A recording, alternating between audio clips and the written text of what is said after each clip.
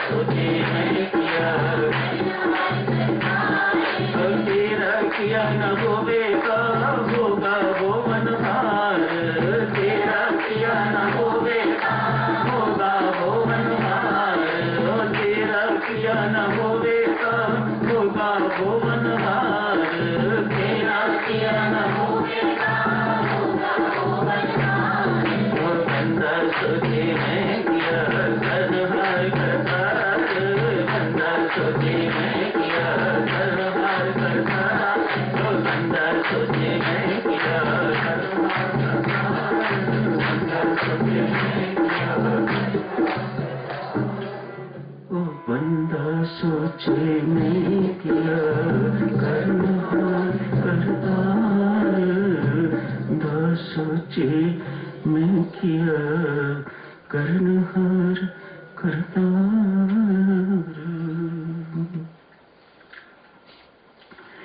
विश्व रूप दर्शन 11वें अध्याय की चर्चा चल रही है साधक। इस अध्याय का सार यही है, बंदा सोचिए मैं किया, करनहार करतार। भगवान ने अपना विराट स्वरूप अर्जुन को दिखाया है, कोई पिक्चर दिखाने के लिए नहीं, कोई शो दिखाने के लिए नहीं, उसके मन से कर्तापन का भाव निकालने के लिए। ये समस्या हम सबकी है। अर्जुन के माध्यम से भगवान श्री विराट स्वरूप दिखा के तो हम सबको शिक्षा देना चाहते हैं।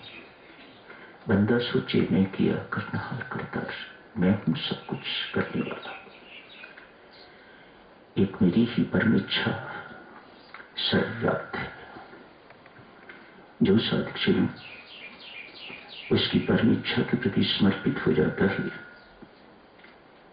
ऐसे शरणागत के लिए भगवान क्या क्या नहीं करते, व्यक्ति कल्पना भी नहीं कर सकता।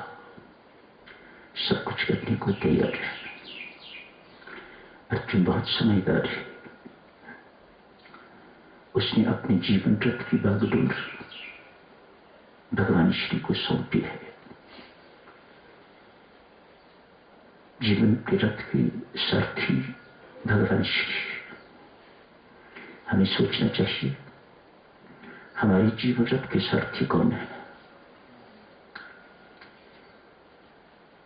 क्या परमात्मा है या हमारा मन है और मन के अंदर के विकार? क्या हम परमात्मा की इच्छा के अनुसार चलते हैं या अपनी इच्छा के अनुसार? जो परमात्मा की इच्छा के अनुसार चलेगा वह तो बहुत सुरक्षित है। उसे किसी प्रकार की कोई चिंता नहीं, कोई भय नहीं, कोई उदासी नहीं। जो अपनी इच्छा अनुसार चलेगा, चलता है, उसके जीवन में भय भी है, चिंता भी है, उदासी भी है, निराशा भी है, हताशी भी है, सब कुछ है। मैं देवी सच में बहुत पढ़ा लिखा नहीं हूं। आप सब इस बात को जानते हो, इस सत्य को जानते हो। सुनी सुनाई बातें ही हैं जो आपकी सेवा में अर्ज करता रहता हूं।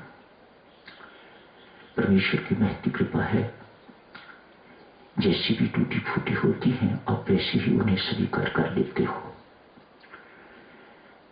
मैं आपका हृदय से धन्यवादी हूं। आज साक्षियों जो परमात्मा के शरणागत हो जाते हैं, जैसा कि अर्जुन, भगवान Shri out of the way तो बड़ा छोटा शब्द है, उसके लिए क्या क्या करते हैं सत्य मानिएगा हम कल्पना नहीं कर सकते। प्रेम पूर्वक बातें करने का अधिकार शरणागत को। शरणागत की कल्पना भक्ति से कम नहीं है। भविष्य में भी शरणागत हुए नहीं, प्रभु राम के चरणों में पहुंचे नहीं, आकाश में लटके हुए हैं। लेकिन उन्हें तो यही लग रहा है कि वे भगवान की चरण शरण में पहुंच गए हैं। कैसे? भक्त की कल्पना किस प्रकार की हुआ करती है? मैं प्रभु राम के पास जाऊंगा, जाके उनके चरणों में प्रणाम करूंगा, कस के चरण पकड़ूंगा, वो मुझे कंधे से पकड़ के उठाएंगे, मेरी पीठ पर हाथ फेरेंगे, मेरे से प्यार करेंगे, मेरे से दुलार करेंगे। देखने सुनने में तो देवी सज्जनों ये कल्पना ही लगती है, लेकिन भविष्य में तो परमात्मा के पास पहुंच चुका हुआ है। ऐसी कल्पना कल्पना नहीं है, प्रत्यक्ष है। ये शरणागति की महिमा है। शरणागत भगवान के साथ किस प्रकार की प्रेम पूर्वक बातें करता है, मानो शरणागति उसे ऐसी वार्तालाप या प्रार्थना करने का अधिकार दे देता है। स्वयं भी आनंद लेता है शरणागत के साथ। अतएव हम सबको साधकजनों इस उपलब्धि की चेष्टा करनी चाहिए। भक्ति की पराकाष्ठा है शरणागति। इस स्थिति को लाभ करने की चेष्टा करनी चाहिए, साधना करनी चाहिए। साधना से इतना नहीं होता जितना असाधना से होता है। शरणागति में साधना नहीं है। शरणागति में प्रार्थना है, विनय है, दैन्य है, दीनता है। शरणागति में साधना नहीं है। असाधन बनने की जरूरत, असाधक नो साधना। दीन बनने की जरूरत,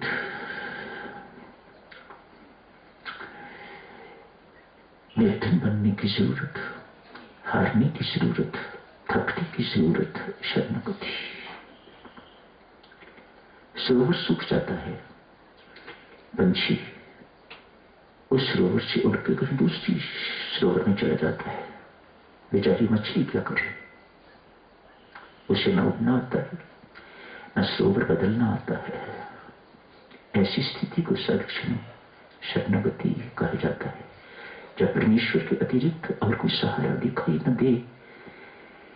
परमेश्वर को व्यक्ति अपना सर्व सहारा मान ले और उनकी चरण शरण में चला जाए, ऐसी स्थिति को शरणागति कहा जाता है, समर्पण कहा जाता है। अपना आप सौंप दिया परमात्मा आपके श्री चरण में, तू जान तेरा काम जान। बंदा निश्चित हो जाता है, साधक निश्चित हो जाता है। उसे किसी प्रकार की चिंता, किसी प्रकार की शंका, किसी प्रकार का भय इत्यादि नहीं रहा करता। He is in the most safe hands. ऐसा विश्वास से होता है। तुलसी की याद आती है भक्तजनों। आज पहले तुलसी की बात शुरू करते हैं। भगवान श्री तुलसी से पूछते हैं, तुलसी तूने अपनी मुक्ति का क्या सोचा है? मेरे राम पूछ रहे हैं, ये अधिकार किसको मिलता है जो परमात्मा का हो चुका हुआ है? ये बातें बड़ी भेद की बातें हैं। भेद की बातें भक्त ही पूछ सकता है, न फिर भगवान ही पूछ सकता है। तुलसी तूने अपनी मुक्ति को क्या सोचा है? तुलसी कहते हैं, प्रभु शास्त्र के अनुसार दो साधन मैं जानता हूं। कौन कौन से? प्रभु राम पूछ रहे बच्चों की तरह। भक्तजनों सच मानना परमात्मा बहुत सरल है। बच्चा, निश्चल बच्चा, कहने सुनने में बहुत बड़ा है, लेकिन शरणागत के सामने, भक्त के सामने वह बिल्कुल उसी तरह का बच्चा बन जाता है जिस प्रकार का भक्त होता है। निश्चल, निष्कपट, उदार, सब कुछ। कौन कौन से साधन है? प्रभु राम पूछते हैं। सर्वज्ञ एक अल्पज्ञ से पूछ रहे हैं। तुलसी एक भक्त, अल्पज्ञ सर्वज्ञ उससे पूछ रहे हैं, कौन कौन से साधन? कहा प्रभु रस्सी बंधी हुई होती है।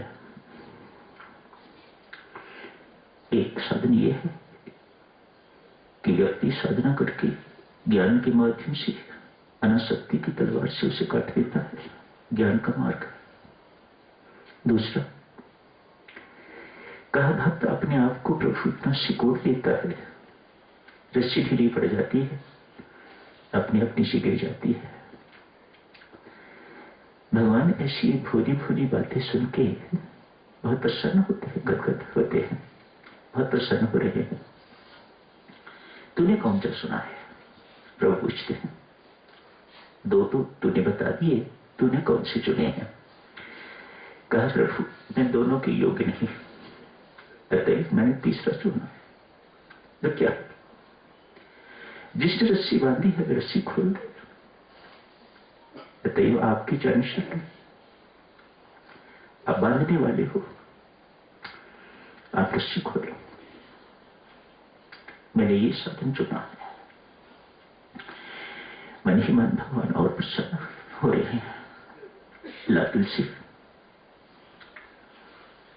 तेज रस्सी काट देता है ना प्रभु, काटे तो वो जो अनाड़ी हो, आप कोई अनाड़ी थोड़ी हो।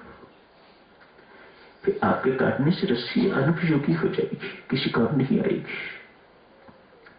आप खोल दीजिए। मैं खोलूं या काटूं, पर तुझे तो मुक्ति मिल जाएगी ना।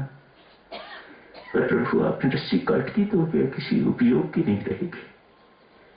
तो क्या करना चाहता है इससे? तुलसी कहते हैं प्रभु जिस रस्सी से आपने मुझे बांधा था, इस रस्सी से मैं आपको बांधूंगा, देखूंगा आप बंधे हुए कैसे लगते। आपने सारी जिंदगी भर मुझे बांध के रखा,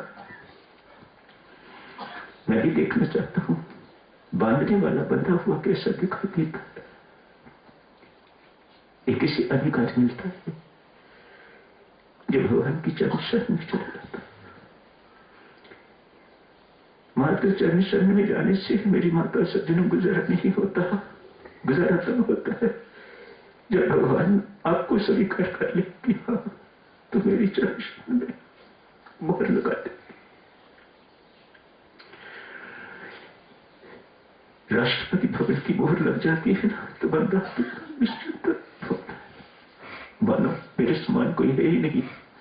ऐसा ही शरणागत ही हो जाता है, मानो उसके ऊपर भगवान से एक मोहर लगाता है। मेरा कुत्ता, इसके गले में मैंने पटर डाल दिया हुआ, इसको कोई छू नहीं सकता, इसको कोई हाथ नहीं लगा सकता। आगे बढ़ते हैं देवियों, आप कल्पना नहीं कर सकते ऐसे शरणागतों के लिए, ऐसे भक्तों के लिए भगवान क्या क्या करते हैं।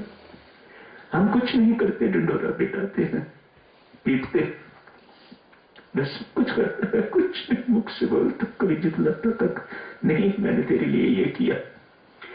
आज बहुत देर की बात आपकी सेवा में अर्ज की जा रही है। एक भक्त हुए हैं नारायण दास, आज मां की मृत्यु हो गई। भक्त राम राम जपने के अतिरिक्त और कुछ नहीं जानता होता, अनपढ़ समझिएगा। जगन्नाथ जी का भक्त है। हरे राम राम राम हरे हरे, हरे कृष्ण कृष्ण कृष्ण हरे हरे महामंत्र को जाप करता। बस कोई ये शास्त्र नहीं पढ़े, कोई वेद मान्य है।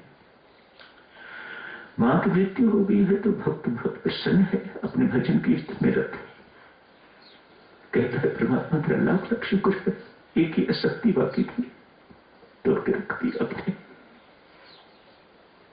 ये कौन कहेगा ऐसी बातें?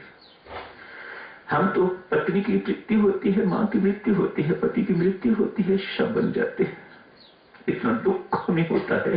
ये परमात्मा की करनी में विश्वास रखने वाला व्यक्ति, परमात्मा की करनी को सहस्रोधार्य करने वाला व्यक्ति कह रहा है परमात्मा तेरा लाख लाख शुक्र है, एक ही असक्ति बाकी रही थी, आज तुझे काट के रख दी। मैं यहां क्या करूंगा?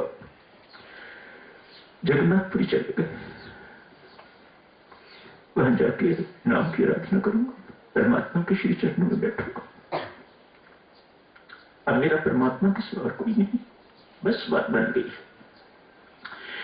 ये हर एक के साथ ऐसा होना जरूरी नहीं, लेकिन मानसिक तो हर एक के साथ ऐसा हो सकता है। मानसिक स्वीकृति तो हर एक को करनी ही होगी। साधक जनों, मेरा परमात्मा के सिवा और कोई नहीं। सब कुछ होते हुए उसे परमात्मा बहुत नंबर देता है।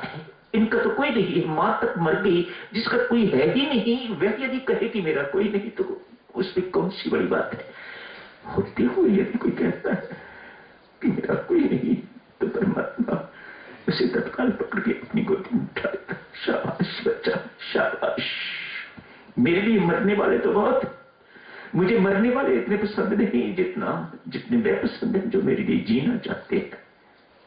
सारे होते हुए भी यदि तू ये मानता है कि मेरा कोई नहीं, तो तू मेरे गोद का अधिकारी है। भक्त रविंदास जगन्नाथपुरी चले गए हैं, मंदिर में दर्शन करने के लिए नहीं गए, सागर के किनारे बैठ गए, जब कर रहे हैं। एक दिन व्यतीत हुआ, न भूख न प्यास, एक अद्भुत सी मस्ती है भक्त के ऊपर। 3 दिन व्यतीत होगा। भगवान जगन्नाथ जी का सिंहासन है। लक्ष्मी 3 दिन से भूखा रहेगा। मैं कैसा हो गया, मैंने उसकी सुध नहीं ली। अपने आप को भगवान दोषी ठहरा रहे, इसके लिए एक शर्त रखती, जिसे ये विश्वास कि मेरा परमात्मा के अतिरिक्त और कोई नहीं। कौन देगा उस रोटी, कौन देगा उसे कपड़ा, कौन देगा उसे रहने की व्यवस्था। लक्ष्मी 3 दिन से सामने बैठा है, खाया ये जा, जितना भोग पड़ा हुआ, जितना भोग पड़ा हुआ है सारा ले जा, उसे खिला दिया, अपने हाथों से खिला दिया। माँ लक्ष्मी सोने का थाल लेके जो भोग बैठा हुआ था,